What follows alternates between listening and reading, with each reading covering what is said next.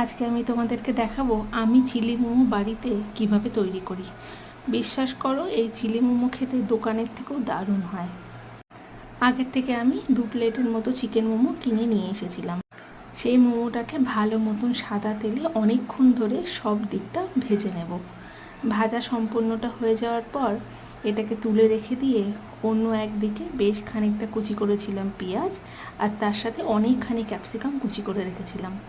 সেই সাদা তেলটা তো ছিল, তার মধ্যে মোটামুটি 1 চামচের মতো বাটার দিয়ে তার মধ্যে কুচি করা পেঁয়াজটাকে ভালো মতন আগে ভেজে নিলাম। এই পেঁয়াজটা বেশ কিছুক্ষণ ভাজা হবে, তারপরে আমি এর মধ্যে কুচি করা ক্যাপসিকামটাও দিয়ে দেব। ক্যাপসিকাম কিন্তু চিলি মোমোতে খুব একটা ভাজা হলে ভালো লাগে না, একটু ক্রাঞ্চি ভাব থাকলেই বেশি ভালো লাগে খেতে। খুব ভালো মতন সমস্ত কিছু আমাকে লাল করে ভাজতে হবে না, হালকা হালকা পেঁয়াজ আর ক্যাপসিকামটা যখন ভালো মতন ভাজা হয়ে যাবে এর মধ্যে বেশ খানিকটা সস অ্যাড করব। প্রথমে দিচ্ছি 1 ঢাকনার মতো ভিনিগার, তার মধ্যে দেবো বেশ খানিকটা সয়া সস, যাতে সেই কালো কালো কালারটা আসে তার জন্য। তার মধ্যে দেবো অল্প একটু চিলি সস, তার সাথে দেবো টমেটো সস।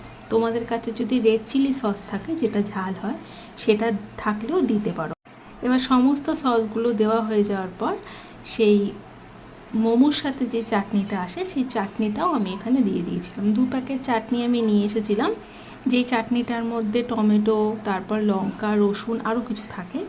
সেই চাটনিটাও কিন্তু খেতে দুর্দান্ত লাগে। এবার সমস্ত সস ভালো মতন ভাজা হয়ে যাওয়ার পর সামান্য একটু নুন দিয়েছিলাম, সামান্য একটু চিনি দিতে হবে।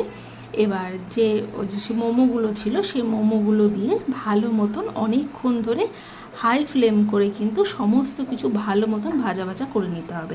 এবার এই মোমোর মধ্যে আমি একটা চাটনি অ্যাড করেছিলাম, সেটা হচ্ছে ধনেপাতার চাটনি। এর মধ্যে ছিল ধনেপাতা, অল্প রসুন, লঙ্কা।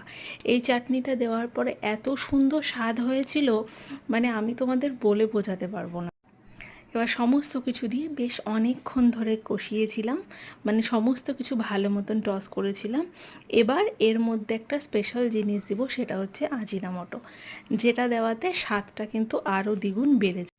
যেহেতু এইসব রান্না চাইনিজ, তাই আমি অল্প স্বল্প করে ফ্রিজে এনে রেখে দিই, যাতে এরকম ধরনের রান্নাতে অল্প অল্প করে দিতে পারি। এই আজিনামোটো কিন্তু সবসময় খাওয়া ভালো না, সেটা কিন্তু তোমাদেরকে দেখে দিতে হবে। অল্প একটু সামান্য দিতে হবে, খুব একটা বেশি প্রয়োজন। সমস্ত কিছু যখন ভালো মতন ভাজা ভাজা হয়ে যাবে, সামান্য একটু এর উপর দিয়ে তিল দিতে পারো, সাদা যে তিল হয়, তো একটু দেখতে সুন্দর লাগবে।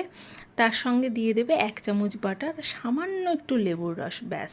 তাহলে একদম দোকানের থেকেও দুর্দান্ত চিলি মোমো বাড়িতেই তৈরি হয়ে যাবে।